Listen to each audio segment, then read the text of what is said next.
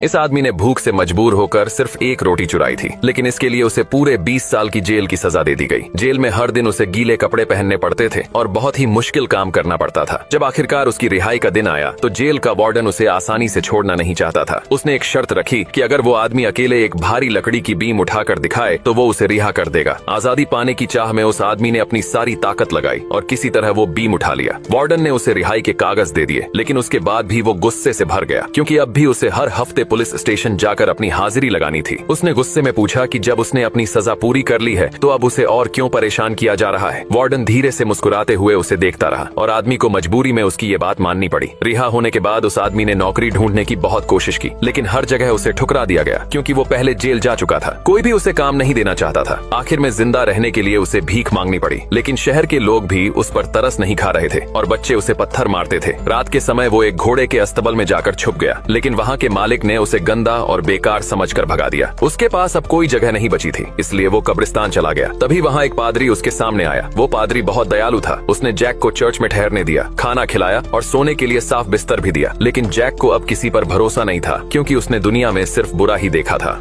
ये आदमी एक कार हादसे में बुरी तरह घायल हो जाता है और किसी तरह से उसकी आत्मा एक स्मार्टफोन में चली जाती है। जब वो खुद को अनलॉक करता है तो सबसे पहले कैमरा खोलता है और आसमान की फोटो खींचकर सोशल मीडिया पर पोस्ट करता है। वो लिखता है कि अब वो एक मोबाइल बन चुका है और उसकी बैटरी सिर्फ 15% बची है। वो अपनी लोकेशन भी डालता है और उम्मीद करता है कि कोई आकर उसे ढूंढे और चार्ज कर दे। वो वादा करता है कि जो उसकी मदद करेगा उसे बड़ा इनाम मिलेगा। अगले दिन जब उसकी बैटरी सिर्फ 3% बची होती है, तभी एक आदमी पहाड़ों में घूमते हुए उसे ढूंढ लेता है। जैक उसे घर ले जाकर चार्जर में लगाता है। जैसे ही फोन चार्ज होता है, वो अपने आप अनलॉक हो जाता है और बोलने लगता है। जैक डर जाता है और फोन को दूर फेंक देता है। तभी फोन खुद ब्राउजर खोलकर बताता है कि वो असल में एक बड़ी कंपनी का मालिक जिन है। जैक को लगता है कोई दूर से फोन को चला रहा है। खुद को साबित करने के लिए वो जैक से कहता है कि वो अपना बैंक अकाउंट नंबर डाले और वो तुरंत उसके खाते में $10 मिलियन भेज देगा। जैक ऐसा करता है और चौंक जाता है, क्योंकि उसके खाते में सच में पैसे आ गए थे। जिन कहता है कि अगर वो उसकी और मदद करेगा तो वो उसे $100 मिलियन देगा। जैक कहता है कि अगर तुम सच में कंपनी के मालिक हो तो मुझे तुम्हारी कंपनी में नौकरी दे दो। जिन कहता है कि मैं तुम्हें सीधे कंपनी का मालिक बना देता हूँ। जिन बताता है कि उसने कंपनी के ईमेल पर पहले ही अपॉइंटमेंट लेटर भेज दिया है। जैक को चिंता होती है कि बाकी कर्मचारी उस पर भरोसा नहीं करेंगे, लेकिन जिन कहता है कि तुम सिर्फ मेरा कहना मानो और मैं तुम्हें कंपनी का असली मालिक बना दूंगा। पहले वो उसे कुछ अच्छे कपड़े खरीदने के लिए कहता है। फिर जिन कहता है कि हमें पता लगाना होगा कि उस हादसे वाले दिन पहाड़ पर क्या हुआ था। थोड़ी देर बाद जैक कंपनी के ऑफिस जाता है और बहुत नर्वस हो जाता है। फिर वो अंदर जाकर देखता है कि ऑफिस कितना बड़ा और आलीशान है। काम खत्म होने के बाद जिन उसे अपने पुराने घर चलने को कहता है, क्योंकि वो अपनी बेटी से मिलना चाहता था। जैसे ही जैक उसके घर जाने के लिए तैयार होता है, वो देखता है कि उसका नौकर बाहर जा रहा है। जिन कहता है कि उसका पीछा करो, मुझे शक है ये हादसा